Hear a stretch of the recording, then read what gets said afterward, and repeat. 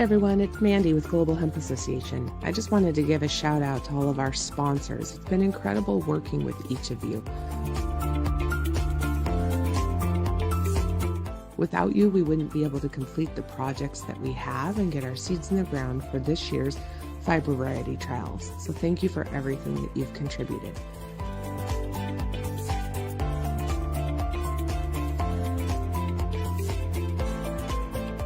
For anybody else, if you're interested in getting involved and want to contribute or sponsor, please reach out. We can make it happen.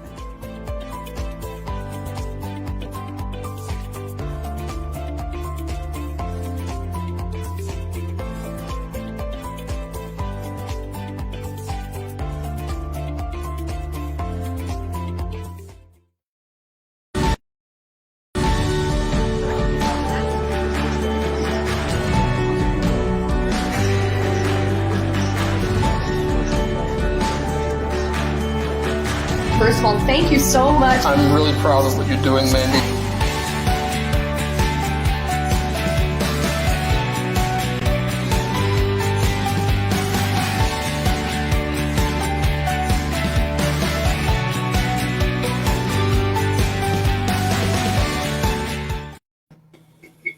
And we're live. Hey, Sam. Hi. Welcome.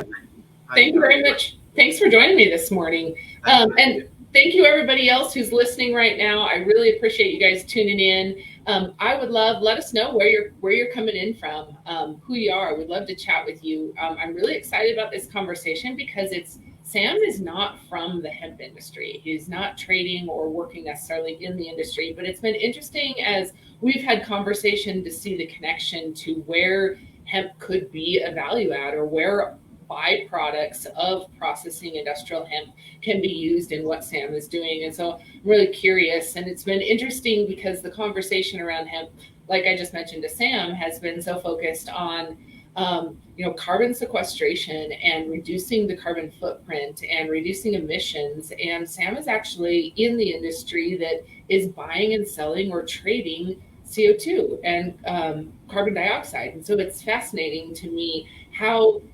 byproducts of processing industrial hemp could potentially be carbon dioxide, and then where that could be actually traded or reused. And so we talked about this circular economy or sustainability, and so I'm kind of interested and excited about this chat. But first, I'm really interested, before we get started, let me back up a little bit. Sam, you want to tell everybody real quick who you are and what you do and what is your background and how you got to where we are? Okay. My name is Sam Rushing, and my company is Advanced Cryogenics Ltd. I'm a CO2 consultant. I work all over the world, and most of my work is in North America, but I've worked in many countries throughout the world as a consultant. And toward that end, my work involves evaluating CO2 sources, developing new CO2 sources, CO2 production plants.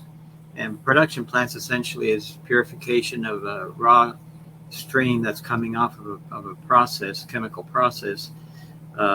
And also my other work is involved in applications for CO2, such as we talk about supercritical extraction and greenhouse enhancement, things like that. Plus, a lot of it in the food and beverage industry, as well as industrial applications for CO2. And of course, what's happened over the last few years, and even more so the last year or two, has been a drive toward limiting CO2 that's being vented to the atmosphere, recovering it and using it in a process, and hopefully trapping it in a process. And so we're trying to reduce, or not add to at least, the CO2 content in the atmosphere. It's over 400 parts per million right now. But anyway, further on my background, I'm a chemist by background, and prior to running my business at Advanced Cryogenics, I worked for a company called AmeriGas CO2 Division. The AmeriGas organization was owned by a utility in Pennsylvania. They sold out pieces of it to whomever, and when the company sold out, I formed my company. In the merchant company, the AmeriGas organization, I held many jobs, applications engineer, all kinds of things like that. So you know, I feel I'm very well rounded as a consultant. I provide virtually all types of services relating to the commodity and expert witness work and all kinds of stuff. So anyway, Mandy, that's kind of the short of it right there. Okay, so can you real quick? I want to hear about some of the projects you've worked on. What have been some of the most interesting types of products, or I mean, not products, projects? Well, I think, you know, the food and beverage industry. The beverage industry is always been there to some degree. See, let me just tell you about the breakdown with respect to CO2 utilization in this country. Yeah. About 70% of all CO2, they'll call it merchant CO2. We're not talking about stuff that goes to oil fields and across the fence for chemical manufacturing. But the so-called merchant trade, 70% is food and beverage, of which about 70% of that would be food. And that kind of food application would be fast freezing using CO2 as a refrigerant for cryogenic freezing. It's used for atmospheric replacement, like to replace atmospheres in a say a meat product or a food product, so bacteria will not grow, that kind of thing. It's used for production of dry ice and CO2 snow for shipment of products. And of course, during the pandemic, there was a whole thing about Pfizer. Their medication had to be, you know, very low temperature. The only agent, a portable agent, would have been dry ice for that kind of thing. Now, a lot of them have installed super cold refrigeration since then. But anyway, it's that's the food industry. Beverage industry, you know, has always been there for carbonated beverages. It picked up more so with carbonated water, and now the so-called craft beverages.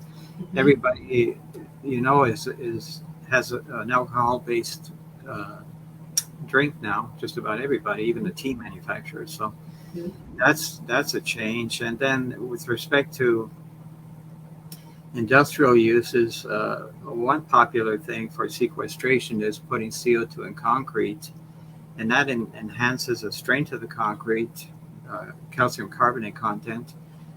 It also sequesters it indefinitely. So, but then that's a finite amount of CO2 that could go out there for sequestration.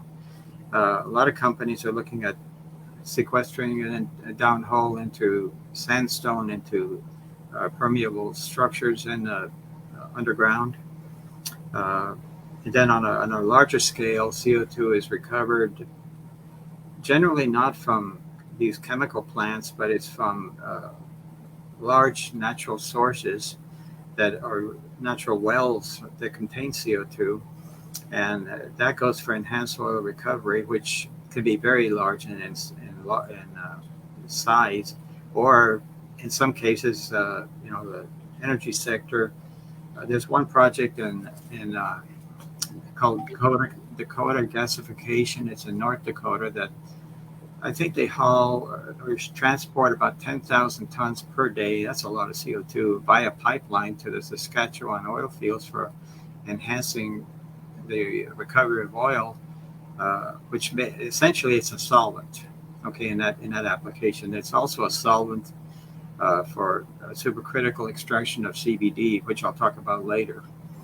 But anyway, going back to what we talk about the sector with respect to where it comes from, it's a byproduct virtually with the exception of the natural wells. Now, the natural wells probably hold as much as 20% of the CO2 supply within the supply chain within the merchant network. That's significant. 45% of all CO2 that's sold to the merchant industry would be recovered from fermentation, or otherwise called ethanol in most cases. And of course, the fuel grade ethanol is sold to the gasoline industry as an additive. Everything we put in our gas tanks contains ethanol.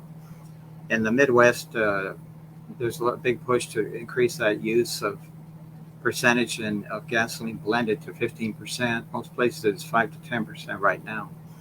But in the end, it's ethanol is critically important to the CO2 industry as a supply source. And then Then you have the anhydrous ammonia production, the ammonia that's used in farming as a fertilizer. That's about 20% the byproduct off that.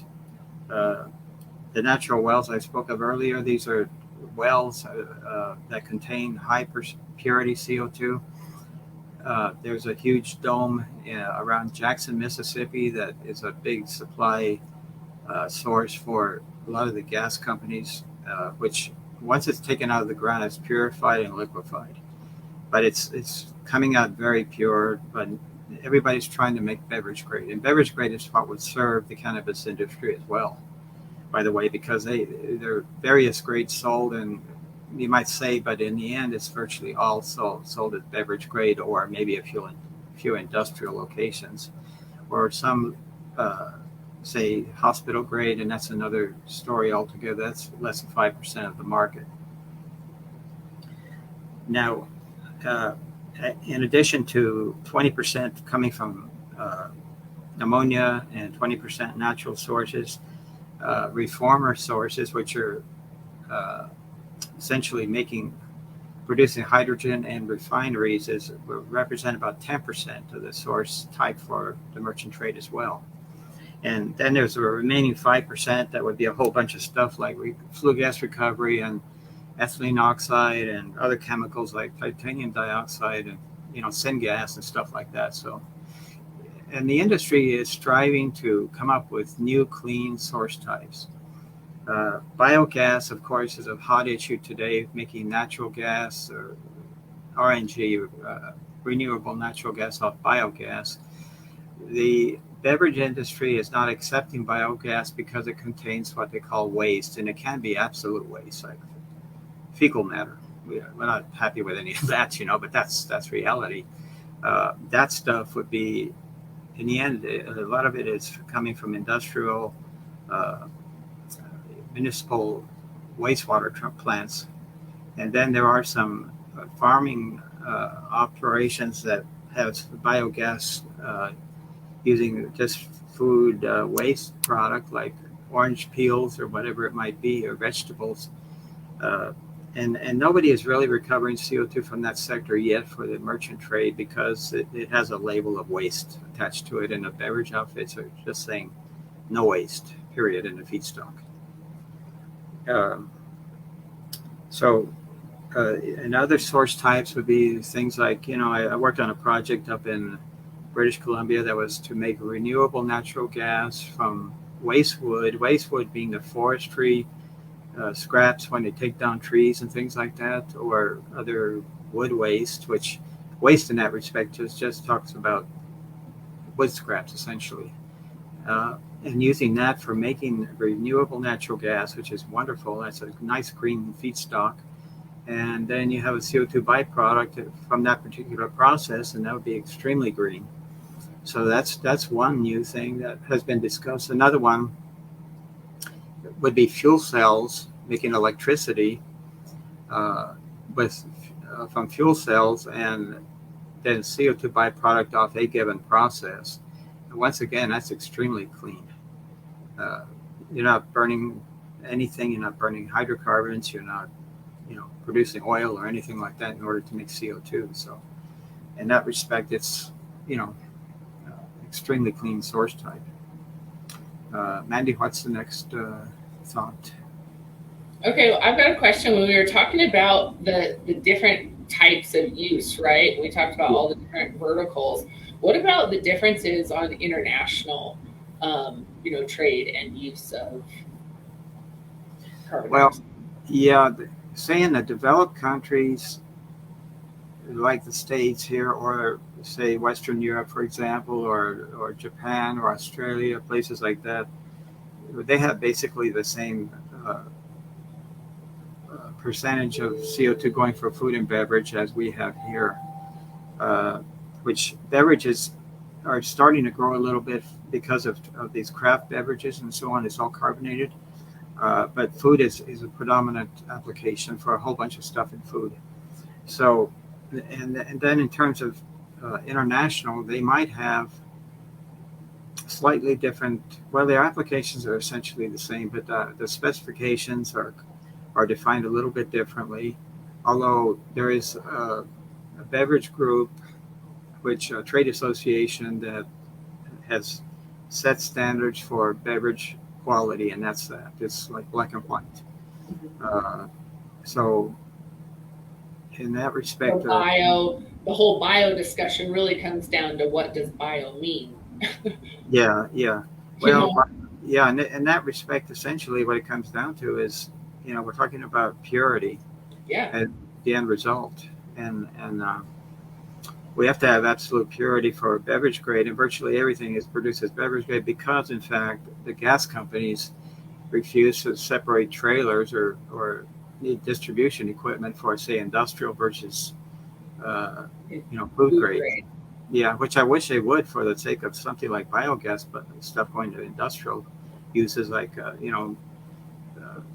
say welding gases and things like that, or foundries, things like that are not going to care about the source type as long as it's produced organic versus right. So heavy metal potentially or other chemicals maybe in the plant.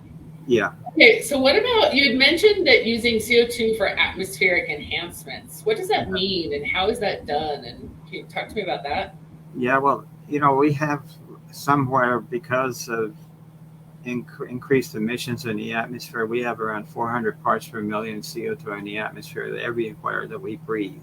Right. At one time it was in the 300s, high 300s, mid to high 300s. Now it's in the low 400s.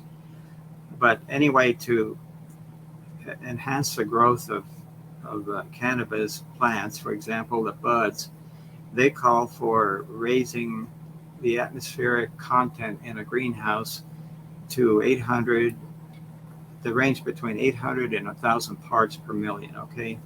And we have 400 in the air that we breathe, so it would be raised to that level at a bare minimum. Now, some say you can raise it to 1,500 parts, and that's fine. And I would suspect that, some operators claim that 1,000 to 1,500 parts per million in the greenhouse versus the 800 to 1,000 would be more effective. Well, it's within that greater range. It's probably very good. And the ultimate result is that you will improve your yield by 10 to 25%. With this enhanced content of CO2 in the atmosphere. Generally, it takes somewhere about 2 weeks to see results. The day per day, every day that where you have growth in the controlled greenhouse, there should be 12 hours of light, we hope, and temperatures, consistent with what we have in greenhouse operations. So it really does work, and there are a whole bunch of these greenhouse operations in kind of western part of Ontario, and there are other places where they have a lot of concentration of cannabis growth. It's interesting to me to hear this, right? Because when we look at like sustainability and the carbon footprint of a cannabis operation, of a medical or recreational indoor grow in a greenhouse, it's pretty carbon intensive. It is. It is. No doubt. It is definitely. But on the other hand, you have to look at the CO2 uptake by the plant. So that's a form of sequestration. Sure. And so, in the world of sequestration, everybody is seeking methods to reduce their carbon footprint. So if you're able to have enough plants that with a CO2 uptake, just as a forest in a way, you're going to, it's what they eat, right? It's good for them. Trap the CO2. That's correct. Yeah. Okay. Well, interesting. So talk to me about the on the cannabis side, right? And cannabis grows when you're seeing the influx, right? You said increased yields. Are the typical grows then sequestering the carbon? Yes. That's what they eat. That's correct. In the process of photosynthesis, so light and water and CO2, and those are the ingredients essentially, at least the main ingredients. So, but the improvement is up to 25%. So a lot of companies some claim even more enhancement, which would be say a denser bud for cannabis, and improved growth of the plant overall. Interesting. Okay, so where I'm really interested, and I want to get back to the supercritical and the extraction piece also, but where I'm really interested is, the use of and the requirements for hemp to be used. If we're converting it to an ethanol or a byproduct, where CO2 becomes the byproduct. What are those specs or that standard? And hearing you say that we've got this pull from industry to be more green and to pull more natural products, more sustainable materials. Can you dive into that a little bit more? What are some of the questions that would come up? What are some things to consider? Maybe where are some points that we need to, or groups or organizations? You had talked about an event, that's coming up that you're speaking at, where it may be good opportunity for us to learn about where off takes would be, from processing. Okay. Well, I fully believe in biomass, and I think biomass is which would be some of the material you're speaking of coming from hemp, and the biomass to me is a great source feedstock for ethanol production. Yeah. And production of, and then CO2 byproduct to be very green coming off something like that. Yeah. There could be the critics and saying, well, you're producing CO2 off this process, but on the other hand, if the CO2 off this process is being used in the right applications, then there is consumption once again, or utilization once again, or even sequestration. Some companies have because there's a significant demand for CO2. Yeah, well, the demand at the moment, let me just tell you about the markets at the moment right now. The markets are extremely short in most places in the States. Yeah. It's in a crisis mode now in New England, in the middle Atlantic area, because like these big ammonia plants are shutting down for annual turnaround or maintenance. And they'll be down for 6 weeks at the very minimum. And it's a cycle that occurs every year. Yeah. But it's become worse because of the COVID and the supply chain issues, the lack of sufficient, drivers, the lack of the transportation equipment, and it's all been driven by the COVID factors in many ways. So, if you have your biomass sources close to a consuming location which has a heavy usage and markets that really need it, that'd be a wonderful fit. Now, it could be virtually anywhere in the States and have a good fit right now because the supply is extremely tight. And there are, by the way, 111 operating plants in the States, more or less. And that's a lot of plants that produce CO2. On average, these plants would produce about 400 tons per day per plant. And think about that amount of tonnage. That's a lot of tonnage. Yeah. And right now, some of those plants are down or shortchanged because of lack of feedstock. Feedstock in the case of like the ammonia industry have shut a bunch of plants down. The ethanol industry has had its problems since the beginning of COVID because gasoline consumption dropped significantly. And of course, we know ethanol is added to gasoline.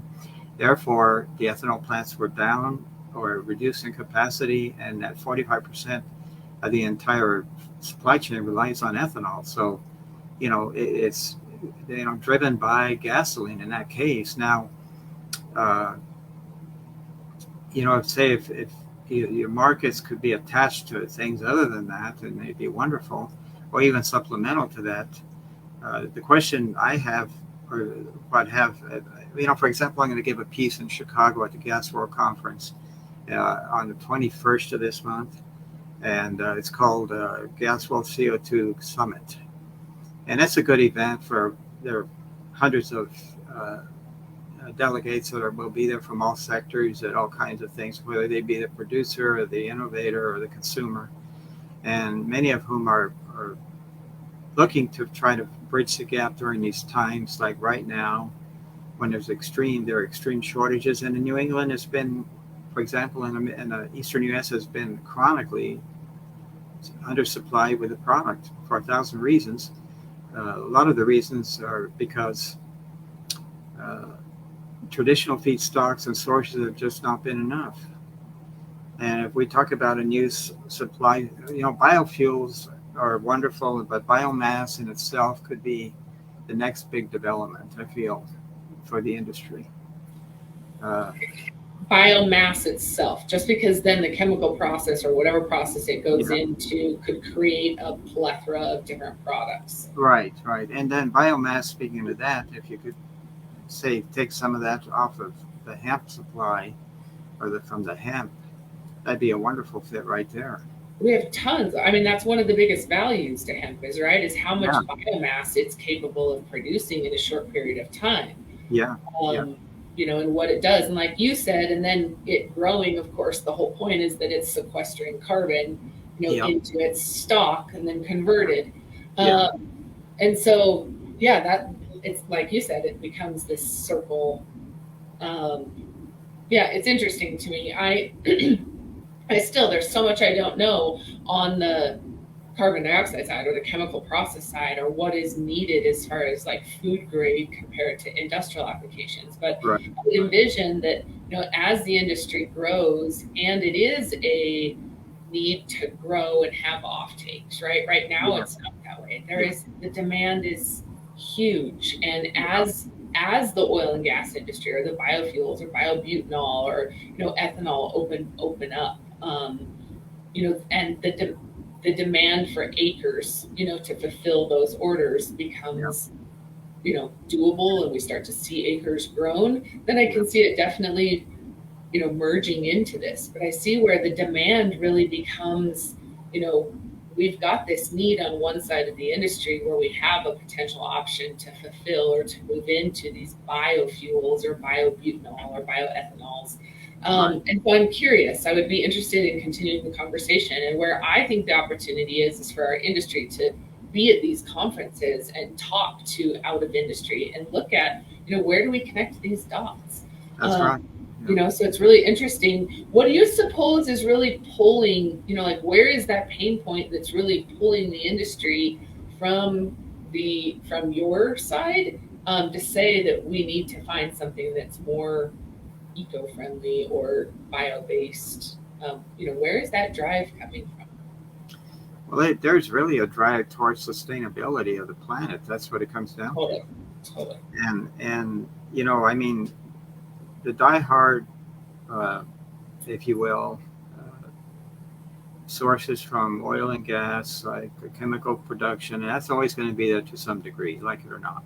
Yeah. Oh, absolutely. And that's critically important. I mean, I love my internal combustion engine cars. I do that, but the whole thing about going 100% battery is a thing for the long term, I believe. But in the interim, CO2 as a byproduct of ethanol, which is used as a fuel additive, will be going on for a very long time still. And then there are other markets for ethanol, the beverage market, of course, and the medical markets, a lot of things like that, But there are critical things that we need to be able to support, right? And I look at the opportunity if it is a more green solution or process. It's not a matter of eliminating, but clearly the demand is there. The need is there. And we look at supply chain, and it just kind of, I had an aha moment as you were saying that without being able to use CO2 to freeze and ship, we're not able to move meat across supply chains. Right. Across country lines or state lines. In places like the UK, they had such a severe shortage during earlier parts of the COVID crisis that the government got involved in trying to help direct companies to produce more CO2. But on the other hand, that's all a function of, it's a byproduct. So ammonia plants, the fermentation plants and stuff like that shut down in the UK for a period of time, and they try to get them going again in order to have the CO2 byproduct. And it's so critically important to the companies that wanted to produce their product, and then in the media said, oh, we're going to run out of meat, we're going to run out of poultry, so on. But in reality, it's a necessary ingredient for a lot of that processing. Say the poultry industry is extremely tied to CO2 as a refrigerant, and it's the most versatile of all call it a refrigerant, the most versatile refrigerant there is, versus say mechanical freezing or even nitrogen. It's much more so. And it's usually a more affordable. I mean, right now things are out of sight in terms of price, but I want to believe that will calm down. It's a function of supply and demand, and the demand is outweighs the supply chain right now. Well, I think that we're feeling that pinch everywhere, right? And the need to localize, the opportunity that we have to supply local is really, I think, more a bio-based or a potential bio-based. I agree. But I see this big hurdle, like you explained, on what does bio mean, on what's included in that classification of. Yeah, I would say bio essentially. If I go back to my chemical background, I talk about bio, and I think of organic, or carbon containing. But in truth, bio is perceived to me as plant-based to a large degree. Right, but that's not what your regulations or policies are, or right around bio. It could be fecal matter also, right? Oh, I know. We wouldn't want to go into a food grade. No. So that stuff that includes that, they go to a dairy farm and they have a biogas plant there, making RNG, renewable natural gas, and then you have CO2 byproduct off that. Well, it's going to go to an industrial setting of some kind. And if it's going to industrial setting that, making metal or things like that, well, that's fine, or concrete or whatever. That's wonderful. Yeah, totally. Yeah, and who would care in that respect? But the gas companies would have, like they say, we don't mix trailers. So basically, they haven't accepted biogas yet by CO2. That's 30% of the market is industrial. So in some cases, it's more. And the industrial markets are growing all the time because new applications are being developed all the time. Developing plastics that use CO2,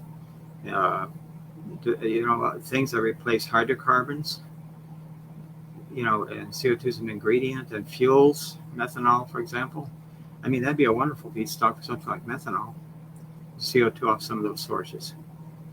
But back to hemp, you would easily produce a food and beverage grade off that, and then the markets could very much love that, for that matter. So it's a function of trying to find the principles, the investors, say the technology firms that would apply this, but I'd like to think the future could very well include hemp, and it should. I was talking to myself and I was on mute. There's a little bit of red tape, right? Just like we're finding in all these other industries. I think Natasha brings up a good point, and I think that this is not in full scale. I think we will always need freezer capabilities that we just can't provide. But I think better insulation is a key piece to reducing the amount that we need, right? And reducing what is required, or the amount of time that it can retain its temperature or keep its temperature. But I think that we will always need freezer. We will always need to be able to drop temperature below room temperature, or below 70 degrees or whatever. Yeah. But yes, I think that this is a value add also, right? That hemp has. It's extremely insulative. It will do better. And I think one of the biggest values is in those big trucks, or in RVs, in living quarters, in large areas, not just inside cars. And so becomes pretty awesome. Bill, hi, it's great to see you. I'm interested in what Bill has to say here. In the EU, R744 CO2 is rapidly replacing, chlorofluorocarbons and refrigeration. Since it allows large waste heat recovery and gas cooler, are you seeing R744 use increasing in the US are R744 specs just for food grade CO2? No, I'll tell you what, Bill. I think what's happening. I've investigated converting companies that look to convert from chlorofluorocarbons, so-called freon, all types of refrigerants, and say like in a supermarket industry where they have huge amounts of refrigeration demand, and CO2 refrigeration is in fact viable, but it needs to be in warmer climates. Now, I understand that there are a few of them here in the States in the South that are actually using CO2 in lieu of CFCs, which are very effective. And what I've read and what I've investigated and what I've heard is they're not really doing it much in the cold climates, but more in the warmer climates. So it's more what is R744 mean? What is that? What is EU R744? European? Yeah, I'm not familiar with R744. That's the thing. I'm not familiar with that. That's a common. R744. It's a common what? No, it's a code of some kind. I don't know. Bill, if you don't mind, I'm interested in this question. I'm just not sure what R744 is, and where that comes from, I guess. Just for food grade CO2, or R744 specs. Is that an ASTM code, I wonder? Anyways, curious. I'd love to know. Okay, so Sam, talk to me about clients. Oh, refrigerated. It's a refrigerant. It's a refrigerant code. I got you. Okay. Yeah. I don't. Well, speaking of refrigerant code and so on, what I look at and I don't see a refrigerant code per se that would govern CO2. There might be an industrial uses like trying to replace CFCs with CO2 for some of the large industrial users like say supermarkets and so on. And once again, I mentioned that I think a few have converted over here in the States in the southern climate and the hot climates. But I also understand they haven't done so in the northern part of the States. Now, what they're doing in Europe, I understand that's much more common. And frankly, they've been following guidelines that have been much more, say, fostering, good practices for the environment more in Europe than they have here for a long time. Right? I believe that, at least in a lot of the European countries. Gotcha. So that's how I see it. Now, the only thing about codes and that kind of thing, that CO2 usage, predominantly food and beverage. Well, if it's a food grade, then there are codes that govern food grade, and trade associations, things like that have identified the requirements for purity. Now, I'll tell you what, if you have a food grade CO2, it would meet anything, the spec that Bill is talking about. So I'm sure of that. Gotcha. Okay, so talk to me about engagement with you. As a consultant, talk to me about how does somebody engage? What does a typical engagement look like? Who are the best clients that you're working with? Talk to me about who fits inside this box if somebody is looking for service. Well, companies come to me. I've written hundreds of articles in the industry on CO2 applications and practices and sources and whatnot, but a lot of them come to me via my website, which is www.carbondioxideconsultants.com. That's one way, or just look me up as Sam Rushing CO2. You'll come up with a whole bunch of hits, and then my name will be there predominantly, and phone number. I can get my phone number, 305-852-2597. What about your email? I think your email is, I've got your email. Yeah, rushing@terranova.net is my business email. And I'll share your phone number here for everybody also. And Mandi, I'm engaged on a project basis a lot of times, sometimes hourly basis, to evaluate sources, evaluate processes, and evaluate the cost of production and the markets for CO2 and the demand and things of that nature, and the supply within a region, within a country, within as to whatever you're doing as a project. Interesting. Okay, so here's a comment Bill said. Trader Joe's is switching all stores nationally to R744. All hot water and space heat is captured from the refrigeration system. Okay. Okay. Interesting. New refrigerant codes. Yeah, that's just. Well, I could see. It's amazing what you know, Bill. Yeah. Well, they're environmentally friendly, no doubt. So. And I think this is something that really pays attention to this, like, use of energy and what's happening in a trade or a change or an advancement in technology, and it'll be interesting, especially as the demands. There's a need to find a new solution for a lot of this if our demand is not being met. So yeah, it's interesting. Go ahead. I'd love to see expansion of commercial refrigeration with CO2. That'd be wonderful to see that. Talk about Trader Joe's and other, large, say, cold storage facilities or large,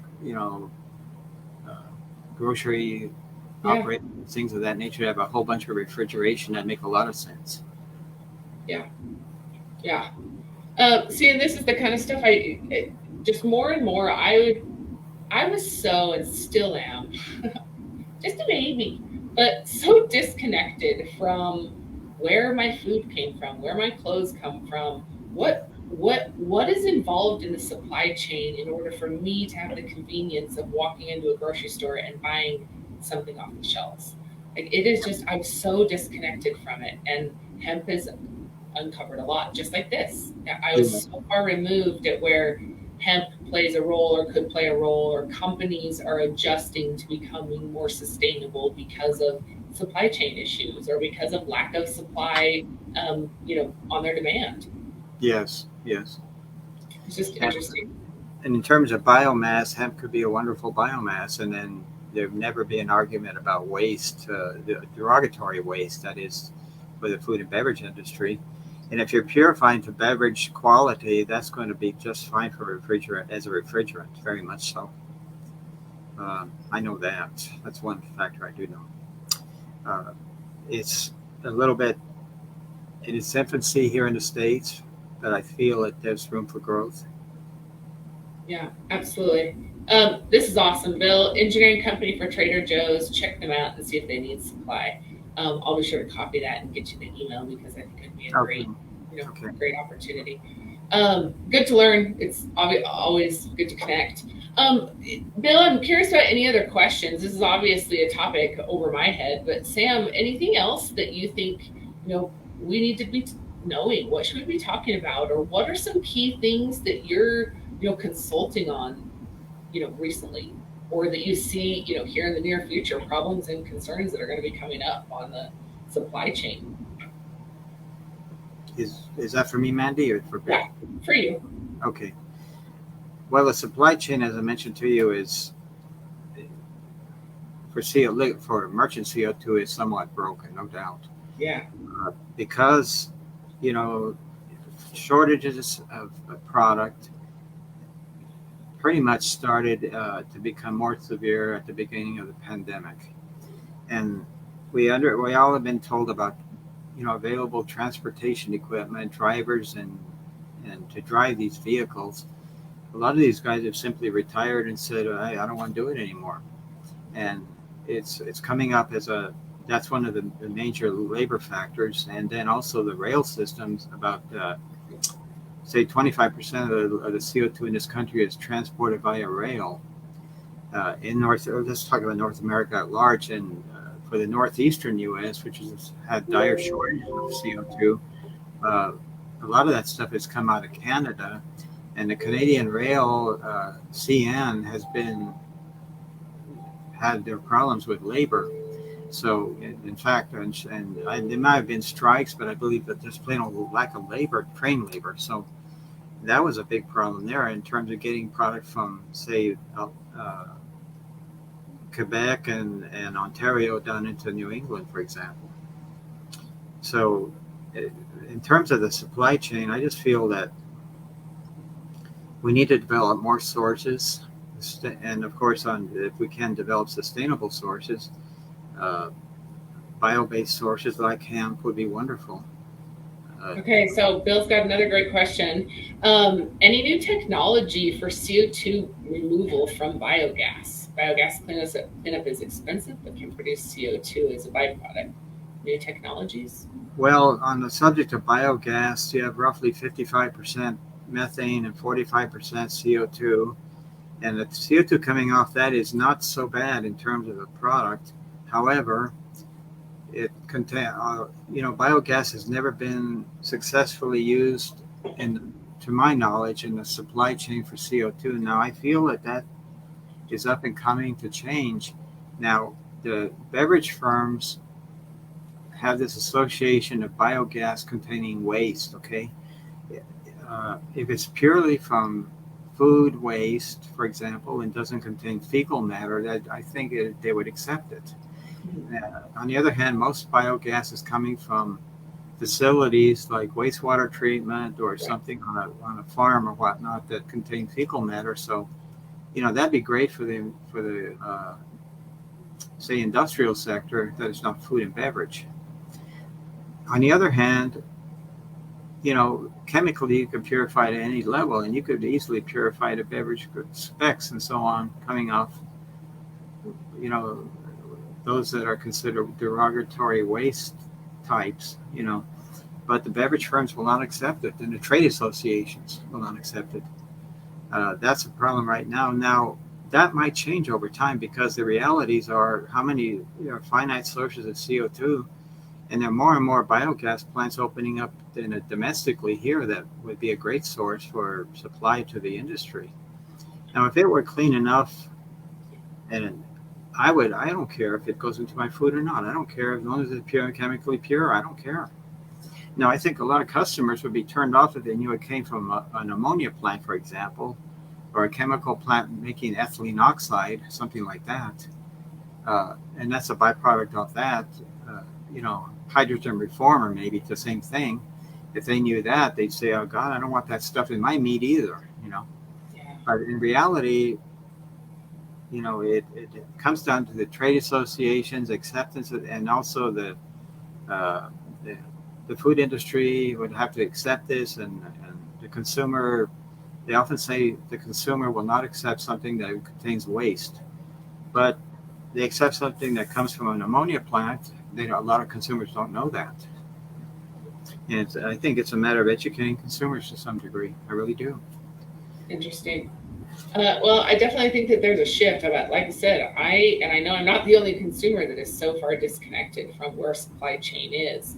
Yeah. I am very interested in technology. Can you, speak very briefly about what happens and on the chemical breakdown or on the process of converting a bio product or a biomass to a ethanol?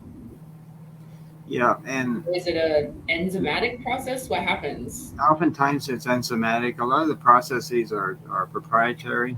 Yeah. Now, if it's grain-based ethanol, that's a simple application for fermentation.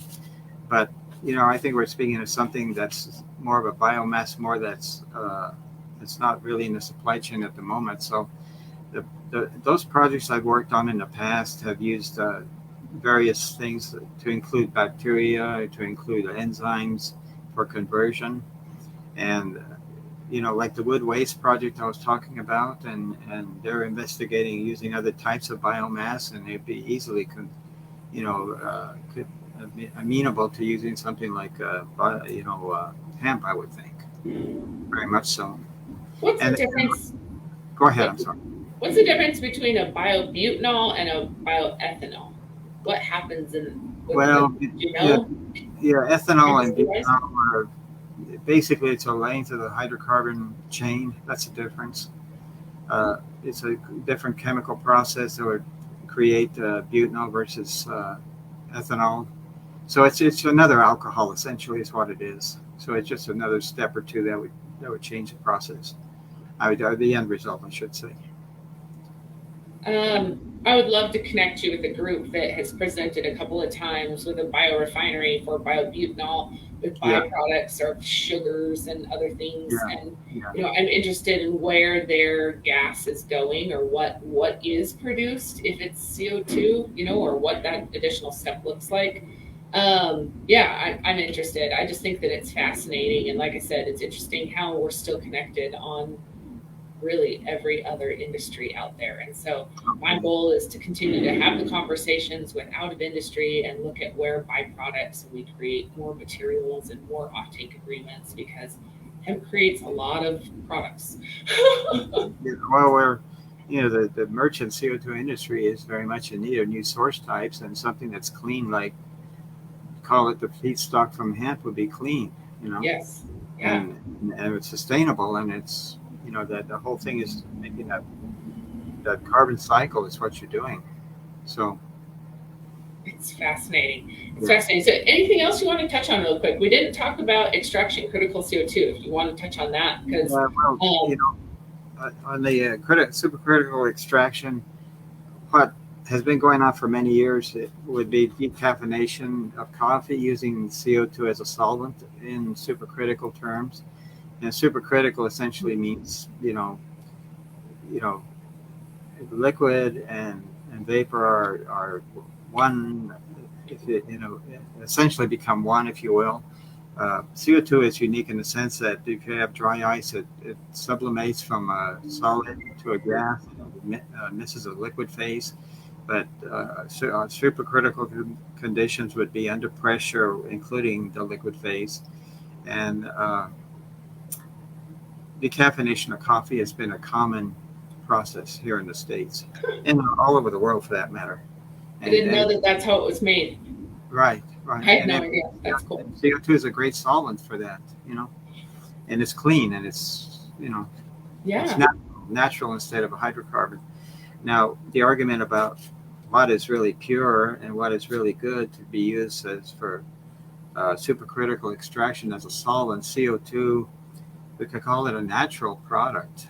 And if it's coming from a clean source, well, virtually everything is a clean source in today's world, because it's coming from, it would be a beverage grade product, which has to meet those specifications. So in lieu of something like butane, propane, or hexane or whatnot, the long chain hydrocarbons would be, it could go on and on about the size of the hydrocarbon chain, but still, if I were consuming CBD, I would like it to be coming from a clean operation for extractions using CO2 versus a hydrocarbon.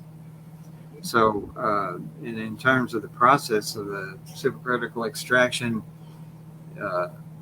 the extracting device or extractor is raising the pressure from up to 3,005 to 5,000 psi to extract that that CBD oil from the cannabis, And then CO2 in that case is recovered and recycled and collected, and it's basically a loop system. There is some replacement, but it is essentially a loop system, so it's not wasteful. Yeah. I think that, and again, this is a topic, like there's lots of different types of extraction. There's a lot that are ethanol based. There's some that are CO2. I think that there's even more. You'd mentioned butanol. I know that, when I very first got into this industry, I was working with a group that was trying to figure out, not working with, but I was really attending events trying to figure out what we had or what he had created, right? And he had taken an extraction technology from the dairy industry, and it was using butanol. Okay. So same type, but it was holding on to those fats or those, pulling the lipids out and extraction. But then the separation it was also pulling the chlorophyll and everything else. And so there were a lot of differences on what it is. But it was interesting. I learned a lot. I learned a lot for a second about, I shouldn't say a lot, but I definitely dove in for a couple months on extraction and trying to figure out, what it was. Yeah. And then, if you talk about CO2 overload for the human body, I mean, we have 400 parts in the atmosphere, every all the air that we breathe. They talk about CO2 poisoning and asphyxiation and so on. This is just worth a mention, I guess. If you have as much as 10,000 parts, you become drowsy. And 12,000 parts, which would be 1.2% CO2 in a given place, it's going to cause headaches, and then it goes on and on. From that point, over 20,000 parts would cause death, and for the sake of like asphyxiation. So CO2, in processing plants has to be monitored with respect to atmospheric level, and a lot of ventilation has to occur. Yeah, I can imagine. See, and this is the processing of or manufacturing of the product that we in the industry are trying to sequester, right, and trade the carbon. And so it's such an interesting dichotomy relationship. It's such an interesting crossover that really all the materials that we're hoping to be made out of hemp will need to be, for example, transported with or could potentially be needed to transport the material or transport the hemp burger or hemp chicken or hemp oils or whatever it is. It's just or extraction of it, processing of it.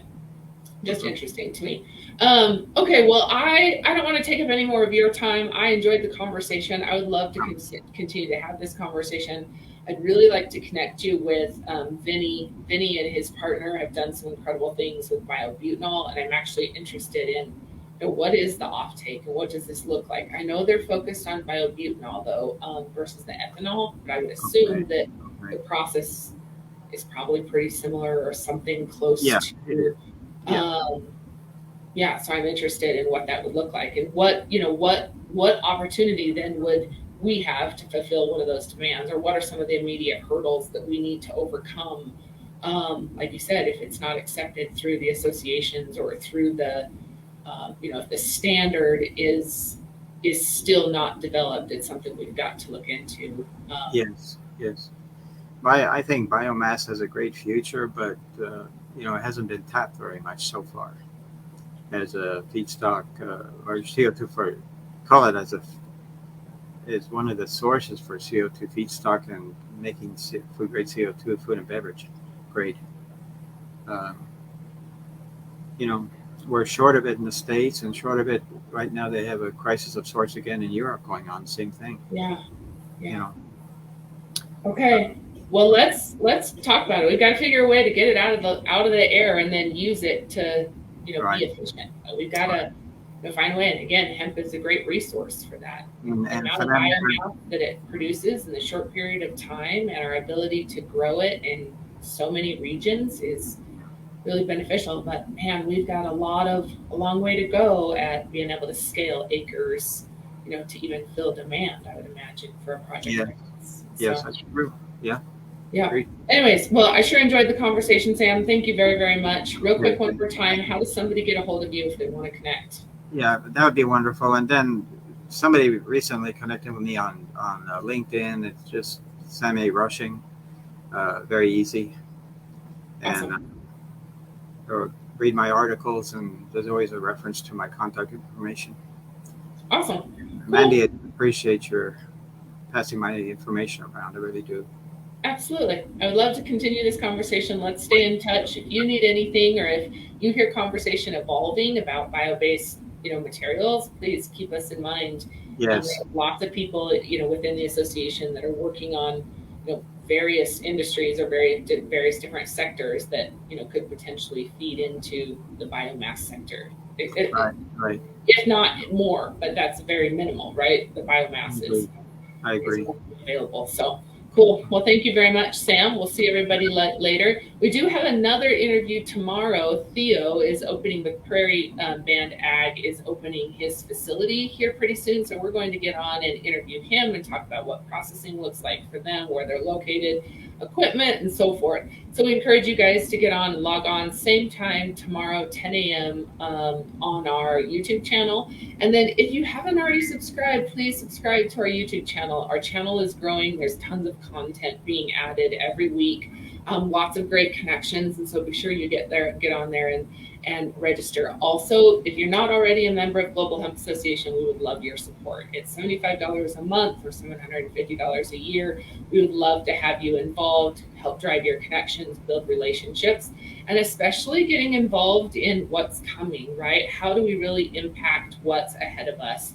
All of our members also get access to our fiber variety trials that we did this year. All of the data will be available to members in May of 2023 or to sponsors November, December of this year. As soon as the trial data comes out and we get it compiled, we will get it released.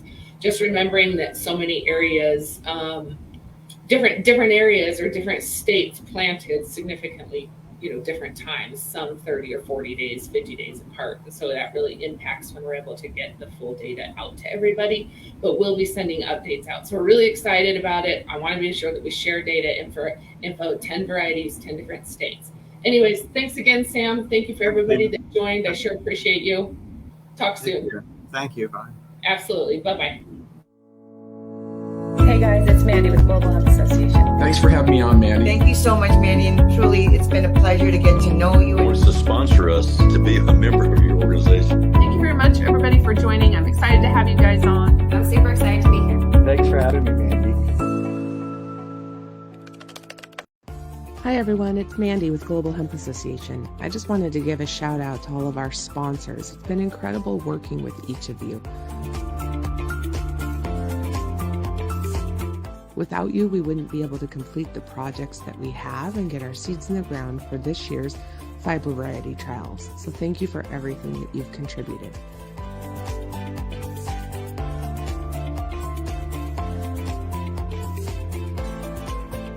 For anybody else, if you're interested in getting involved and want to contribute or sponsor, please reach out. We can make it happen.